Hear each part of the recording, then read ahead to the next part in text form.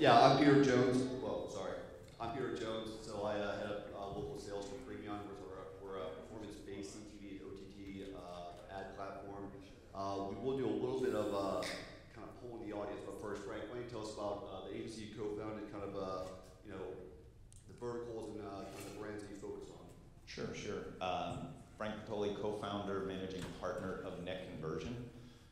Simplified, a performance agency. We only do two things: paid media and analytics. Prior to this, I was in a role comparable to you brands. I was responsible for media for Universal's theme park division, and I was there 11 years. So I sold the first ticket on the internet, and when I left, it was a $100 million channel. So they paired me up with my co-founder and business partner, who was the analytics guy. So my job was to deploy those resources, and his job was to help measure what did it do for the organization. Oh, that's all right. So I'm very familiar with some of the challenges. I love the innovation that we continue to see in this space. A lot of high-level brands in this room, and you do innovative things. I was inspired by some of the stuff we saw this morning. I think we'll talk today more specifically CTV. I consider all media targeted and measurable, so it makes it pretty exciting. The message that's carried, I leave that to folks much more exciting than talking or inspiring these things. My job is to then take that message in front of the right customer and audience at the right time and measure how it impacts their behavior with the business. All right, so before we kind of dive into questions, just by a show of hands, who in here has tried a new streaming service in the last 12 to 18 months? Okay, that looks like the majority of the room. Okay, by a show of hands, just count in your head right now, how many streaming services do you have, whether it's paid or whether it's free? Who has more than 5? Wow. Okay, 8, who's got more than 8? 10. All right, we got one. So actually there's an article that just came out on the streamable.com. Average households have close to 10 streaming services, 6 paid and 3 that are free. Okay, now who wants to be brave and tell us what's the favorite show you're streaming right now? Just watch The Watcher. The Watcher? Yeah. I'm watching that right now. What platform? Netflix, okay. Who else? Bling Empire. All right, Bling Empire. I see we're going with the classy stuff. All right. House of Dragons. House of Dragons, HBO. What else we got? Jeff Dahmer, what's that on? Netflix. Drive to Survive. There you go. Drive to Survive. I was about to say, we're going to hear that. I will embarrass myself to see if we get a little bit more creative, because I think these are all kind of the staples I was expecting. My wife controls the TV during the week, so during the week, it is beautiful trash. I'm not trying to offend anybody, but it's on TLC, and it's called 90 Day Fiancé. Okay? So I will embarrass myself. Any other guilty pleasures out there? Real Housewives, bravo. Brilliant. Bachelors in Paradise. Okay, that's bold. Okay. I'll say I switch services depending on the Harry Potter series if they come. Like Harry Potter being on like Peacock or HBO or something like I bought Peacock because they had Harry Potter. Then you jumped when you had to switch? Okay. This is really bad, but FYI. I missed that. You asked for a guilty. Okay. I've seen a couple episodes. It's really And what platform is that on? I feel a member. HBO? Anybody else want to admit to some guilty streaming? Cable again, right? Yeah.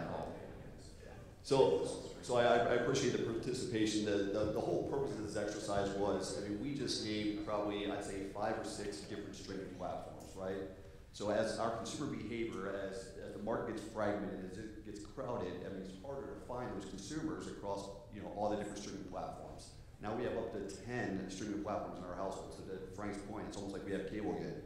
So great lead-in. So Frank, you guys have been buying streaming TV since it first came out. Like, where do you see the space going from fragmentation to buying it to how to source the inventory? I mean, there's like 10 different things that you look at buying. Yeah, the dimension of, is it free, is it paid, does it have ads, does it not have ads, is it going to have ads? You know, most people know Netflix is even talking about adding a different tier version, probably still pay for it, and you get ads. I mean, really, we are going back to cable. It's definitely evolved. We kind of view it, when we founded the agency in 2007, we were bottom up, and we still are. You know, search, direct response, performance media, you work your way up to linear broadcast out of home. Runs the gamut.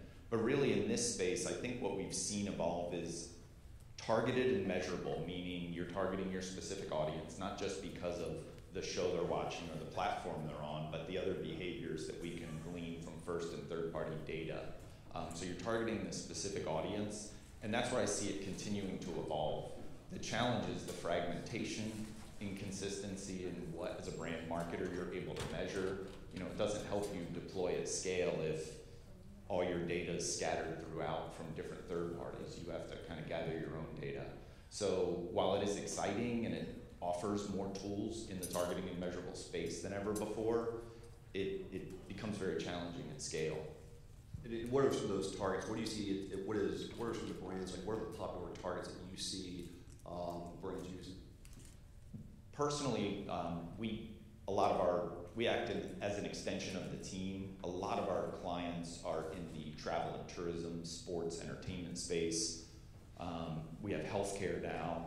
So it's, we're targeting on consumer behaviors, lifestyle, where they are. It's not just family composition or demographic, geographic, but it's also behavioral. So you're taking a lot of those signals and cues you can get from more traditional digital media, if that's a thing, and now apply it to the relaxed atmosphere where they're sitting back, consuming content, watching a show, either on their tablets or that horizontal screen in our living room that people still gather around. So you're able to target all of those features without over-slicing your audience. No, and I think that's one of the attractive things about it. Now, we talk about, you mentioned measuring it, attribution. I mean, I think that's one of the key things for streaming TV, because everyone thinks of TV as being kind of that top of the funnel, where streaming TV is more of that mid to lower funnel. What are some of those KPIs? What are the big measurements and attribution things that you're looking at to see the performance of those campaigns? One of the keys that we look at is delivering against that targeted audience, and then that IP address at that home through that router. Someone in that household on a device is now on our client's website. That's one of the key metrics we look at. There are additional brand survey, lift, holdout audiences. There's a lot of different ways to get at it, but we're trying to deliver for our clients. We delivered a message to that targeting person. Did they care enough, pay attention? Was it relevant? So now someone's on the website. And so we've named that metric VIV, view, influence, visit, meaning they viewed it on their TV most likely, and now they're on our website, and it is beyond a coincidence, right? It just doesn't happen that way for many or most advertisers.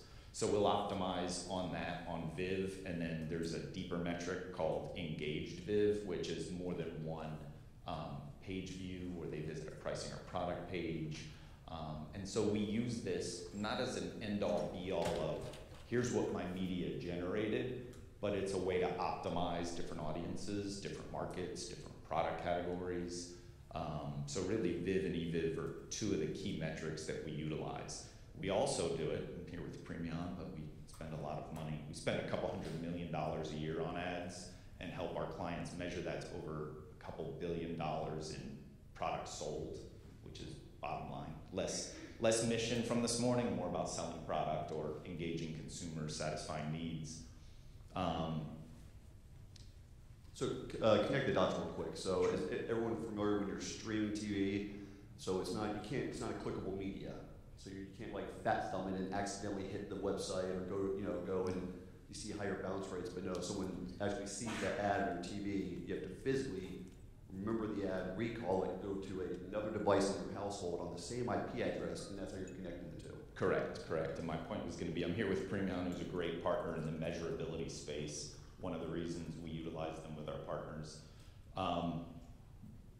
But by having a metric like Viv or eViv, you can then look at, hey, of all the partners I could partner with and spend money, networks, streaming services, Google, Facebook, the myriad of other choices we have as marketers to decide who helps us best reach, engage, and persuade our consumers to act, to vote, to give.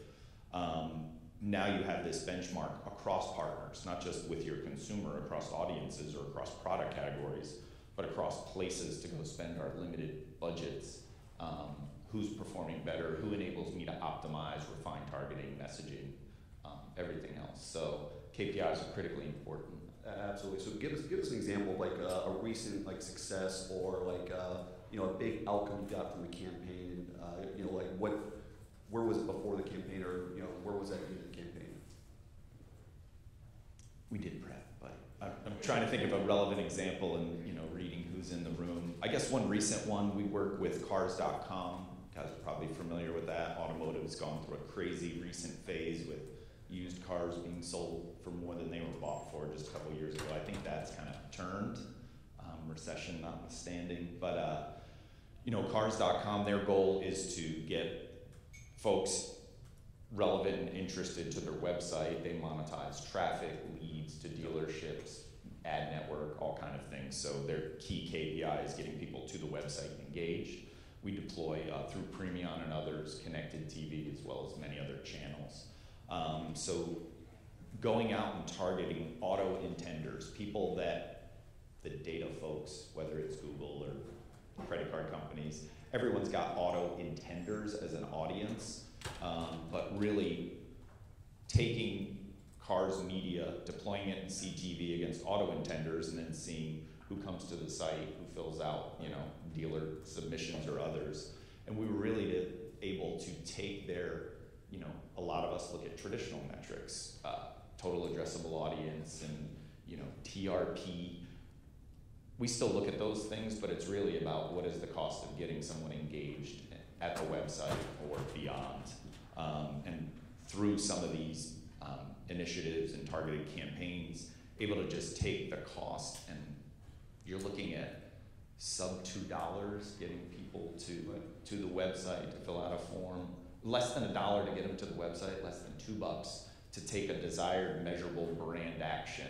I mean, when you go out and if you're still buying traditionally CPM pricing, auto intenders, other networks are going to tell you, oh, they're highly qualified. We know that they're in this market right now. They're charging like $40, $60, $80 to reach that audience just to show ads. And none of us, well, some maybe in the ads showing business, but most are here to get a consumer to act, interact, to take those actions. So by doing that, you just get such a significantly less cost. You can go back and look at, we didn't buy it on a CPM basis, but if you do, you go back and just compare it, like what would my cost have been? And it's just so much lower, it's unbelievable. So that's really what gets us excited, is being able to take what used to be small channel metrics and apply them at scale. And something you mentioned about just the cost for getting that website visit. I mean, it's crazy to think that some of these streaming TV campaigns are rivaling like an AdWords campaign on Google or even a social campaign. And I'll preface that I used to oversee a digital business where it was always last click attribution. So now we are starting to see that multi-touch and be able to attribute conversions elsewhere. Sorry. For us in traditional media, okay, top of the funnel umbrella, how are you taking a look at that? Because Cars.com does a lot of radio, TV, and hidden traditional consumer. We've seen in the traditional media, when you combine, the over-the-air with the more rifle shot approach, that cost per click goes down because of the support of the traditional media. How do you measure that into this equation? Absolutely.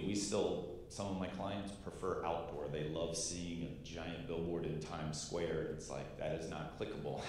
So some of them are harder, but I totally agree with you. We buy all these channels up to and including more traditional media where it's not directly trackable. And we look at brand lift studies where we'll actually survey consumers in those target audiences. There'll be holdout groups that met the targeting criteria but were not shown an ad.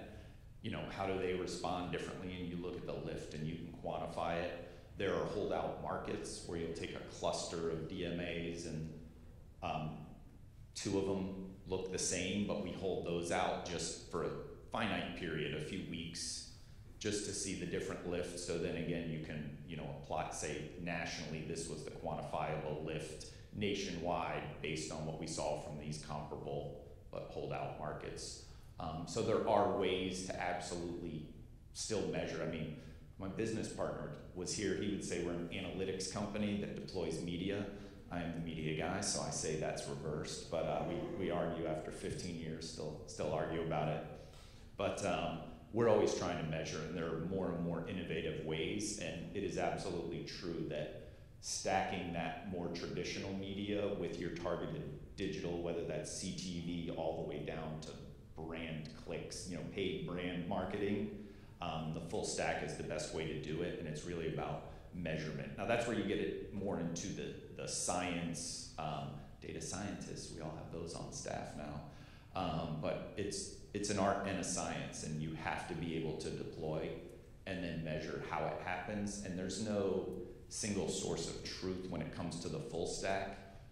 I jokingly say, having come up through digital, having come up from those channels where it was a click and revenue and directly measurable last click, now that we've moved and all media becomes more targeted and measurable, I have the president of the company or the CMO at a large destination advertiser say, CTV, show me the return on ad spend, and you have to unteach them what I taught them, is that all these channels are important, but if you're trying to show a 15-second social ad at scale and you want to know immediately how many cutlery sets did it sell for Williams-Sonoma, that's not a thing. If you still have to take all the data and knowledge and things we can measure and apply your marketing mind and sensibility. Otherwise, how much more Dell product did showing it on the McLaren car, right?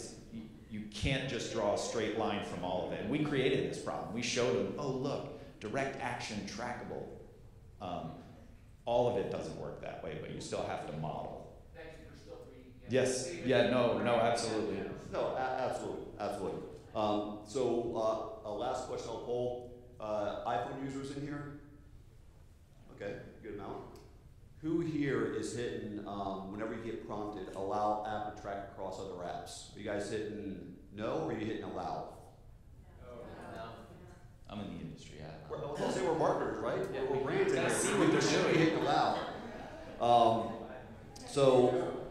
So what do you see as being the trends that you're focused on going in? I mean, we just did the IDFA update with Apple.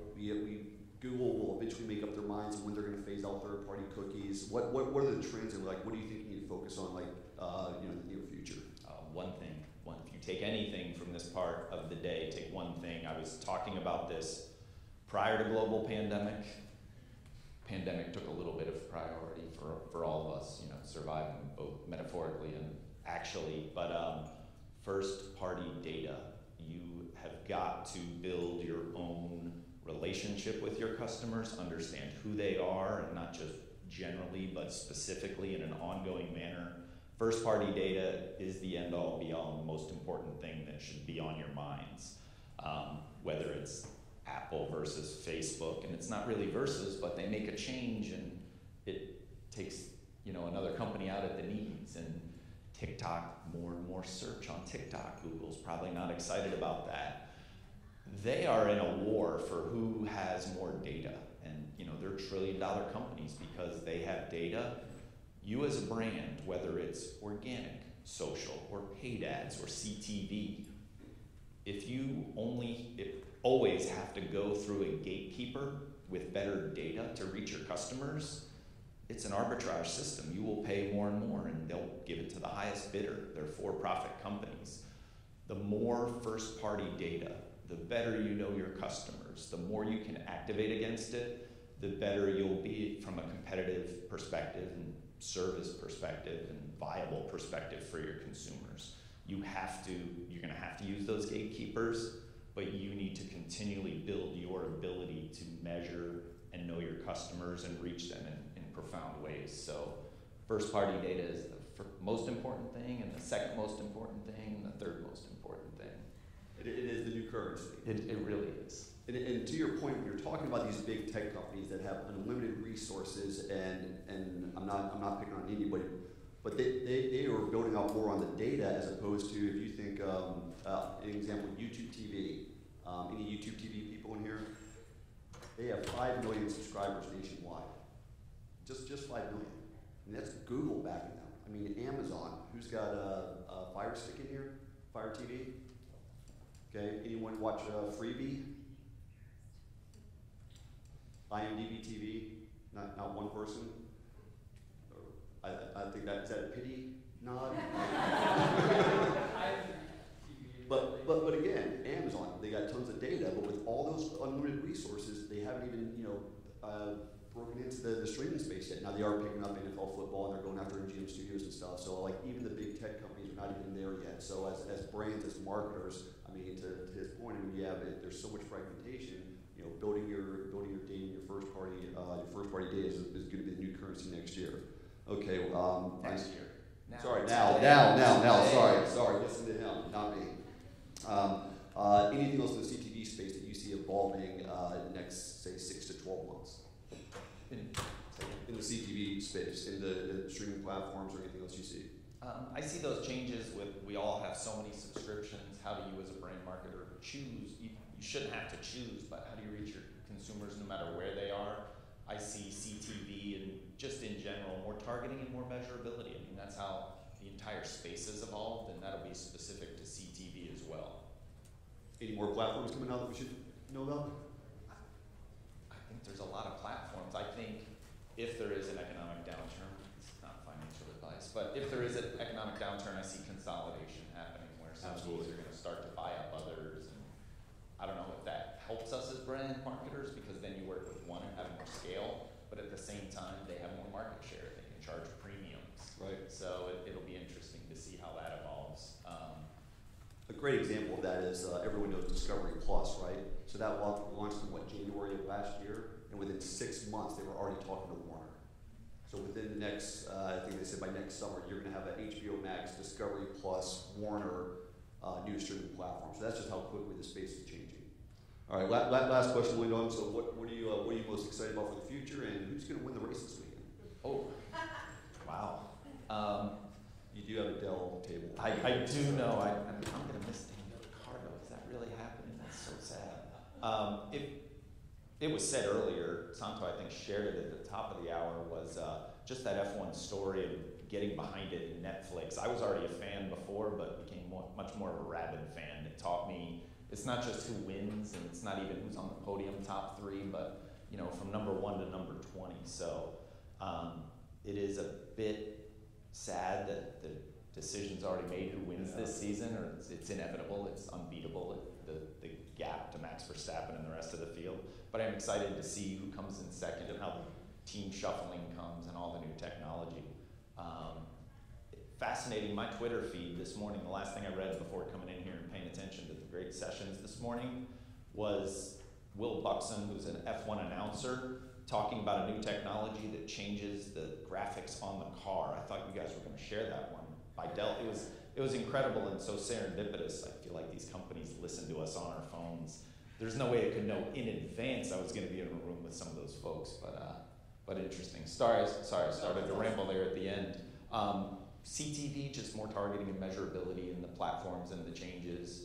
The race, I think Max Verstappen wins again today. Well, I know we're right up on lunch, but we got about another minute. Any questions? If a brand was smaller, first-party data is important to understand that, but what is your outlook on the lookalike data that's there, and how do you, advise clients on, is that good, or is there different ways to look at that? It performs. You should trust it and make sure it fits into your financial model, return on your ads, or whatever your other goals might be, but lookalike audiences are critical, and I think things like that, the better first-party data you have as a brand, reaching and sub-segmenting your own audience and then using lookalikes, that's a cost and benefit that any provider will let you kind of, I compare it to gasoline. You've got a fire going, lookalike audiences, CTV, it's a way to throw gasoline and amp amplify. The most exciting thing, and I'll kind of end on this, the question reminded me, I think, you know, as a marketer, I never want to sell anyone anything. I want to connect the right customer with the right product at the right time, and I'm hopeful that this better targeting and measurability enables us to see less ads, but more relevant ones in the future. I know it kind of funds our industry and our jobs and our roles and promotions, but at the end of the day, I'd like to see a world where we see less but more relevant ads. And so as an advertiser or a brand, you're paying more, but you're delivering the same or better performance. So it's something we should all aspire to, is seeing less ads but more relevant ones. And I'm hopeful that the technology and innovation we see kind of does that. I think the CPM pricing was the worst thing to ever happen to the internet. It kind of incented showing more ads versus showing the most relevant ads. So that's where I'm hoping. I see some encouraging signs we're headed that way, and I hope it continues.